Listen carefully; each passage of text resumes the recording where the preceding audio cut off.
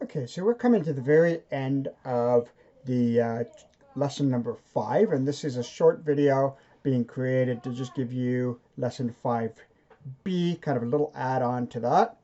And what it is talking about once I know the shape of my molecule, how do I figure out whether that molecule is in fact a polar molecule? Does it have a positive or negative end to it? Or is it a non-polar molecule? So we are going to make use of, there's a chart, table 4.3 in your notes, and I've also included in the shared drive a handout that is some exemplars, and we're going to go through some of those right now to figure out whether a molecule is polar or if it's nonpolar. Okay, so I'm going to go through a few example molecules, and we're going to look at each of these to determine whether each of these molecules are polar or if they're nonpolar. And it's important that you know how to draw the three-dimensional shapes of each of these molecules, the Vesper theory, and if you do not remember that, please go back and take a look at that before you start this. So I have right here, I have iodine bromide. So this is my iodine atom right here, and the purple is my bromine atom right here. Now for electronegativities, I know that iodine has an electronegativity of 2.5. Bromine has an electronegativity of 2.8. Because the difference between the electronegativities is less than 0.4, this molecule automatically has no polarity. There are no polar bonds in this molecule, therefore it's called non-polar.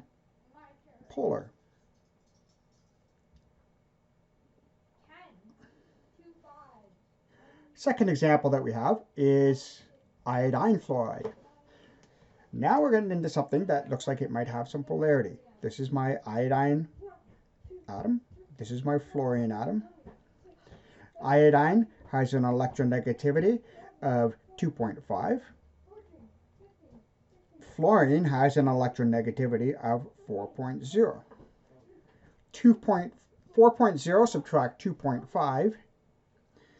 So the difference of electronegativity, delta En, is equal to 4.0 minus 2.5, which is equal to 1.5. Therefore, this bond is polar. So if I look at this one bond, I can say this end of this bond is negative, higher electronegativity. This end of the bond is positive, lower electronegativity. And that's the only bond I have. So then what I can do is I can draw what's called a dipole moment, which points from the positive to the negative end of the molecule. And sometimes you'll see a little plus drawn like this. And this is called the dipole moment. And that just tells me that this end of the molecule is slightly negative or somewhat. It doesn't necessarily be slightly, but somewhat negative. And this end is slightly positive.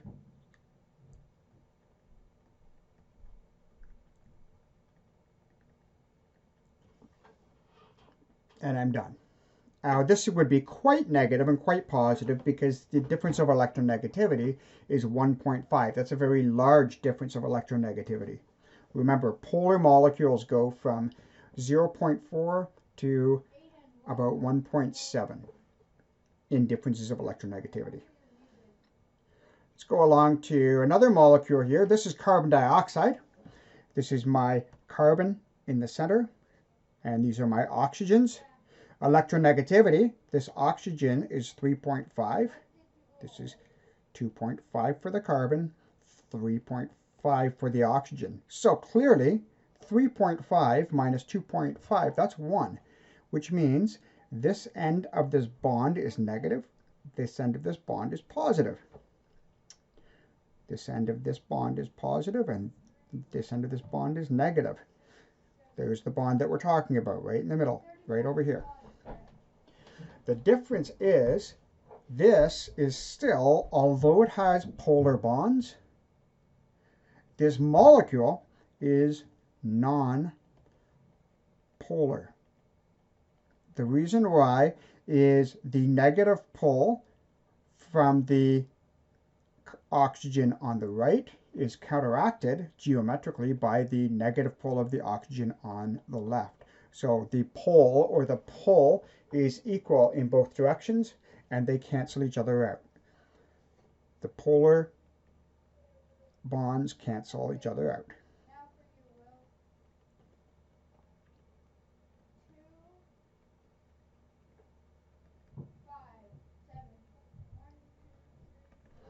Done.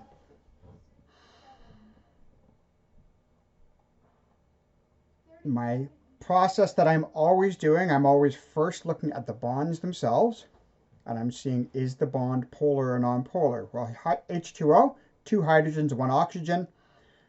Hydrogen has 2.1, 2.1. Oxygen is 3.5. Well, this is clearly a very polar bond with a positive end by the hydrogen, negative end by the oxygen, negative end by the oxygen, positive end by the hydrogen. The difference between water and carbon dioxide is the geometry. If you notice, this bond here and this bond here, they're not pulling directly across from each other. In fact, they're slightly angled, which means that this end of the molecule up here, there is more of the negative from the negative end of the bond. This end of the molecule down here is more positive from the positive ends of the bond. So the dipole moment for water would look like this. And we can get into this a little bit later, but really, this is why life can exist on Earth. If water didn't do this, life could not exist on Earth. Let's jump down to SO2. Sulfur. So I've got one sulfur. It's got an electronegativity of 2.5. Oxygen is 3.5 and 3.5. More negative, more positive. Look at the numbers. The difference is greater than 0.4. Negative end, positive end, positive end, negative end. Just like water, it's a bent molecule. Because it's a bent molecule, I've got an accumulation of the negative charge down here and the positive charge at the top. So the dipole moment looks kind of like water, it's just kind of reversed. There we go. SO2. Now we go to NH3, and NH3 is a trigonal pyramidal shape. There's a lone pair of electrons up at the top of the nitrogen of the NH3. The NH3 bonds, each of these are polar. So I've got the slightly negative end at the nitrogen, the slightly positive end at each of the hydrogens. So this dipole moment, nitrogen, and another way to draw this diagram would look like this. And this might make it a little more clear. Hydrogen, hydrogen, hydrogen. The hydrogen is where the accumulation of the positive charge is. The nitrogen is where the negative ends of the bonds are. So the dipole moment would look like going from underneath and out the top of that, or to show you on here, from the bottom all the way up through the molecule. And remember, this is the positive end. The point is the negative end. So, done again. CH2O is interesting. This is formaldehyde. And this is what they used to use to preserve animals before dissection. So we have carbon with a 2.5 electronegativity, hydrogen with a 2.1, hydrogen with a 2.1. The difference of electronegativity is only 0.4. That's really at the end of the non-polar. So there is no polarity to this bond. there's no polarity to that bond. So they're not going to be a factor. But oxygen has a electronegativity of 3.5. So for this, the only bond that has any polarity is the bond up here with a negative and a positive end to it. There's nothing canceling it out on the other side of the atom or the molecule. So we know the dipole moment will go up like this through that molecule, which means formaldehyde, because there's a dipole on it, that means this is a polar molecule. And if we kind of go back and look at the other ones, NH3 is polar. If it's polar, it has, like I would call it, a personality. There's a positive and a negative end to it. That's going to be very useful for creating solids out of. That's polar. For the SO2, H2O is absolutely polar. If you have a dipole moment, you have a polar molecule. I'll just take a look at a couple more here. BCl3. B and Cl. So this is the boron in the middle. These are the chlorines. So clearly, negative end, positive end. We're always just looking at the electronegativities. Positive, negative. Wow, there's a lot of negatives here. But because these are all pulling at 120 degrees apart from each other, they cancel out. There is no dipole moment to this. Polar bonds, but they cancel each other out geometrically. Non-polar.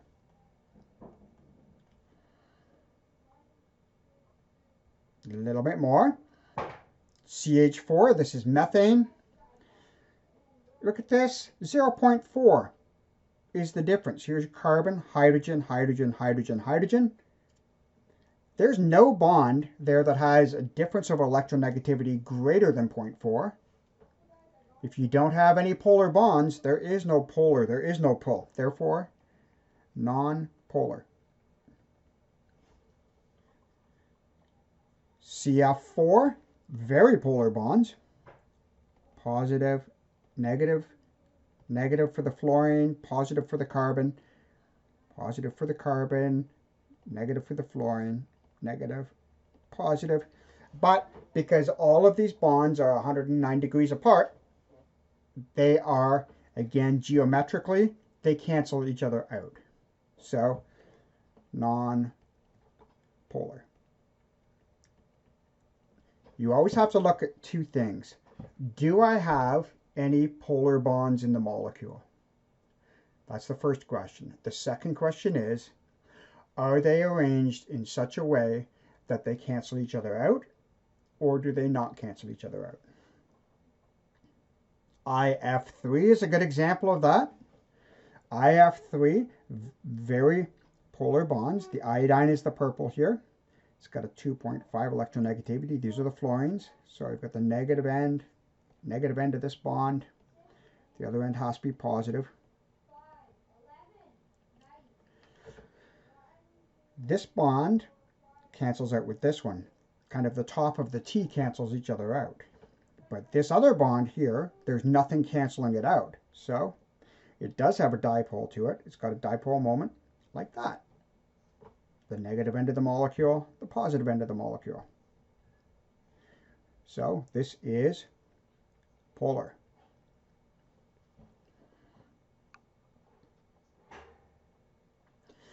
Ni3 is very similar to the NH3. The difference in electronegativity is very small. It's just 0.5. So it is polar, but not very. So here's your iodine, slightly positive. The nitrogen is slightly negative, slightly positive, slightly negative, and so on. But the difference is pretty small. So, is there a dipole moment? Well, yes, the nitrogen is slightly more positive, or negative, sorry.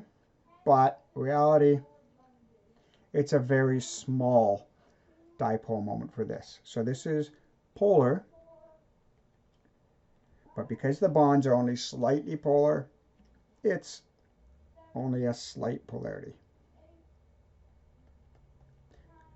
You're going to need this in order to figure out what kind of a solid these molecules will make. And that will happen in our next lesson.